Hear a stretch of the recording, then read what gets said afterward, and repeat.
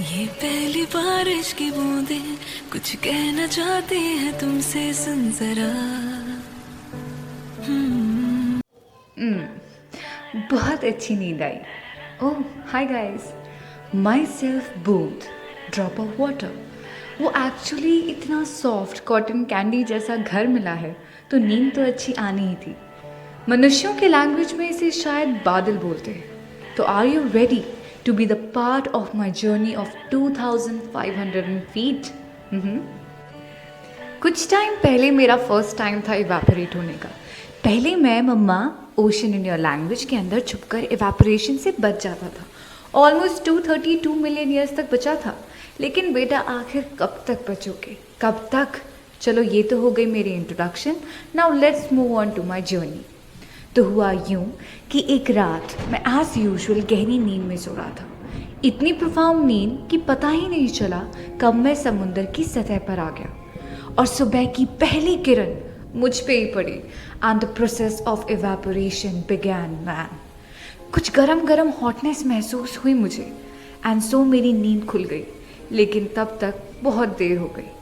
मेरी आत्मा ऑलमोस्ट बाहर निकल गई and in a few seconds मैं हवाओं में घुल गया। इतना डर गया था ना मैं। और फिर यूं ही उड़ते उड़ते I reached my cozy cozy soft and fluffy house बादल।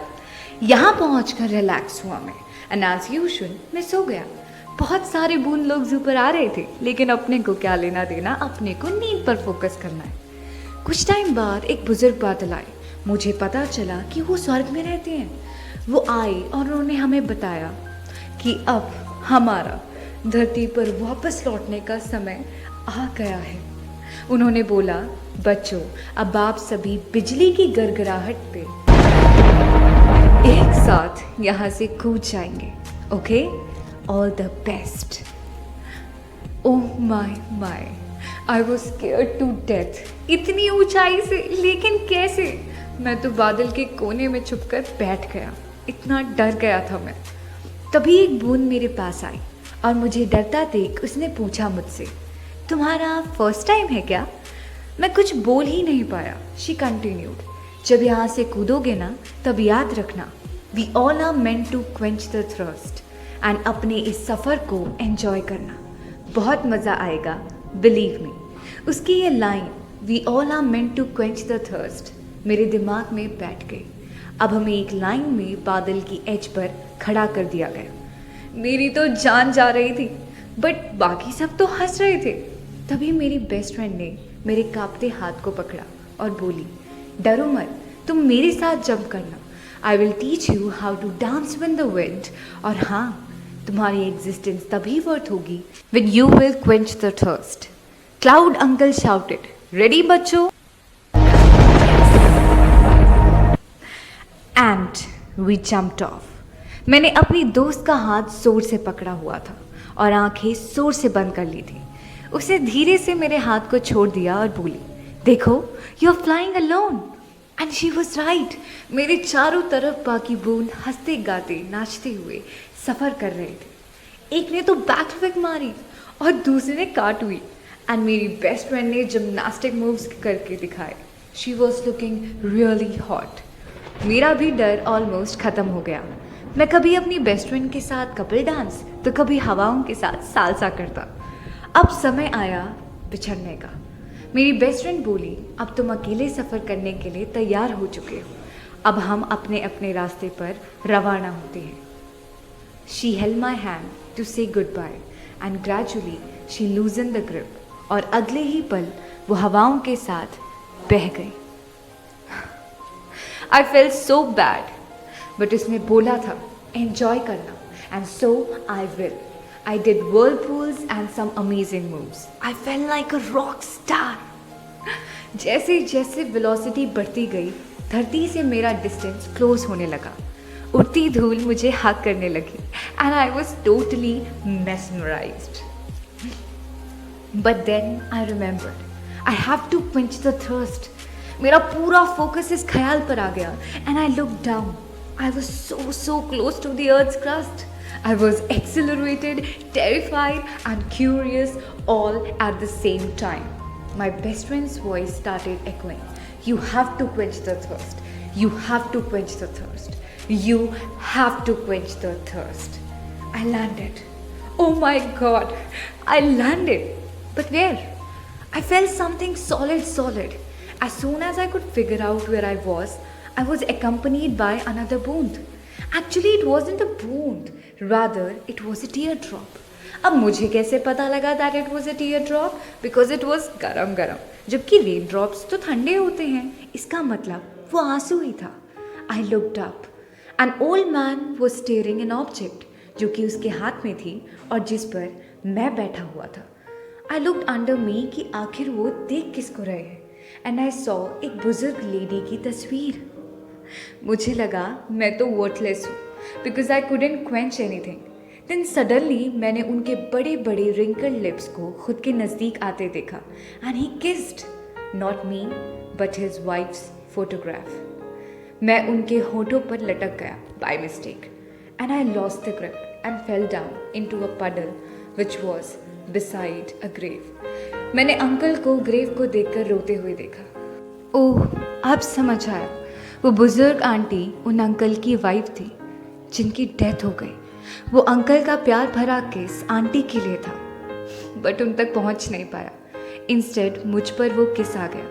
ओह, इट मीन्स मुझे ओल्ड अंकल की किस उन ओल्ड आंटी तक पहुंचानी है. Only then I will be able to quench a serene love. Uncle के टीयर ड्रॉप्स भी मेरे ही साथ कीचड़ में आकर गिरे and then he left most probably with a heavy heart. मेरे साथ जो वो टीयर ड्रॉप्स थे मैंने उनसे बातचीत कर ली कि भाई देखो, कल जब सनराइज होगा पहले मैं इवेपोरेट होऊंगा as I have an urgent work and they agreed. Agree इसलिए किया क्योंकि वो भी अभी न्यू थे और उनको भी इवेपोरेशन से डर लग रहा था. बच्चे कहेंगे. मैं तो सो गया. मून वेस्ट से गायब हुआ एंड सन ईस्ट से राइज हुआ. आई मीन सुबह हो गई but I was still sleeping. Sun rays उन बेचारे टीयर ड्रॉप्स पर पड़े और वो मुझे बुलाने लगे. उठ जा भाई, तुझे पहले जाना था ना, जल्दी उठ, हमें क्यों फंसा रहा है. And I woke up on time. मैंने जल्दी से उनके साथ अपना स्थान बदल लिया एंड देन आई इवेपोरेटेड और मैं वापस पहुंच गया अपने कोजी हाउस में.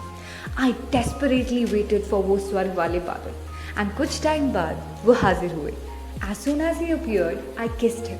ही वाज शॉक्ड. मैंने उन्हें बोला, आप तो स्वर्ग वाले बादल हैं ना, प्लीज़ ये किस ओल्ड आंटी जीत को दे दे. ये उनके हस्बैंड की किस है जो मुझ पर आ गई थी. उन तक उनके हस्बैंड का ये प्यार पहुंचा दीजिए. ही स्माइल्ड एंड सेड, ज़रूर. तो फाइनली आई वाज सक्सेसफुल. बहुत सुकून मिला. सही बोला था मेरी बेस्ट फ्रेंड ने. I am happy but I am missing हर, क्योंकि इस बार वो मेरी क्लाउडमेट नहीं थी ना. खैर, we got a new order this time. हमें बोला गया कि इस बार हम स्टेप बाय स्टेप प्रेसिपिटेट होंगे. मतलब पहले बूंदाबांदी and then heavy rainfall. I was also selected for बूंदाबांदी. I stood on the edge of the बादल and we jumped off. This time I enjoyed every bit of my journey from the very beginning and as usual velocity बढ़ती गई and earth crust से फासले कम होते चले गए. I once again remembered you have to quench the thirst and I landed. लेकिन कहाँ? सब कुछ दूध सा सफ़ेद था but solid था. I looked up and this time एक लड़की spectacles पहने मुझे घूर रही थी. And then she looked up and then she looked at me again. And अचानक से उसका डल फेस ग्लो करने लगा. And she smiled a scary smile. उसने अपनी पेन की निब मुझे चुभाई. Ouch! दर्द हुआ मुझे. And then she started making me dance with the pen's nib on the white page. It was most probably a cursive dance. उसके pen की nib चुभ रही थी मुझे, but मज़ा बहुत आया. I guess she was a writer and she was lack of ideas. But मुझे देखने के बाद she got an idea and so she smiled.